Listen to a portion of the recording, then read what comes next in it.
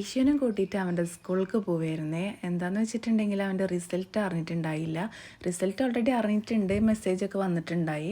പക്ഷേ ഡയറക്റ്റ് സ്കൂളിൽ പോയിട്ട് നമുക്ക് അവൻ്റെ പ്രോഗ്രസ്സും കാര്യങ്ങളും വാങ്ങിക്കണം. അതേപോലെ തന്നെ വെക്കേഷനിൽ മക്കളെ വെറുതെ വിടണ്ടല്ലോ, അപ്പോൾ അതിന് കുറച്ച് ബുക്സും കാര്യങ്ങളൊക്കെ ഉണ്ട്, അതും കൂടി വാങ്ങിക്കാണ്ടായിരുന്നേ. അങ്ങനെ നമ്മൾ സ്കൂളിലെത്തി സന്തോഷത്തിലാണ് അവൻ. പിന്നെ 2-3 കുട്ടികളെ കാണിച്ചു തരുന്നു കേട്ടോ, അവരൊക്കെ സ്കൂളിൽ നിന്ന് പോകുന്നുണ്ട് എന്ന് പറഞ്ഞിട്ട്. അങ്ങനെ ഇതാ സ്കൂളിലെത്തിയിട്ട് കുറച്ച് ബുക്സും കാര്യങ്ങളൊക്കെ വാങ്ങിച്ച് നമ്മൾ വീട്ടിലേക്ക് പോവുകയാണ്. വീട്ടിൽ പോകാൻ വേണ്ടിയിട്ട് വണ്ടിയുമ്പോൾ കയറി ഉടനെ അവൻ പറഞ്ഞു, ഉമ്മ പാർക്കിലൊന്ന് പോട്ടെ, എനിക്ക് ജസ്റ്റ് കളിക്കാൻ വേണ്ടിയിട്ടാന്നൊക്കെ. പാർക്ക് കണ്ടാൽ പിന്നെ അങ്ങനെയാണല്ലോ.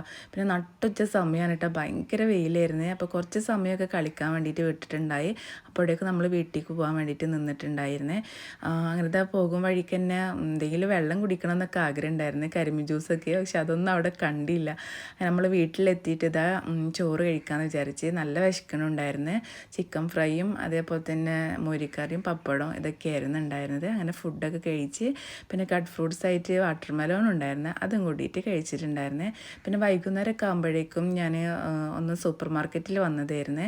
ഇഷുവിനെ മദ്രസയ്ക്ക് 2-3 ബുക്സൊക്കെ ആവശ്യമുണ്ടായിരുന്നു, നോട്ട്സൊക്കെ. പിന്നെ ബുക്സ് കവർ ചെയ്യണം എന്ന് പറഞ്ഞിട്ട് മദ്രസ തുറന്നേ മുതൽ ഉസ്താദ് പറയുണ്ടായി.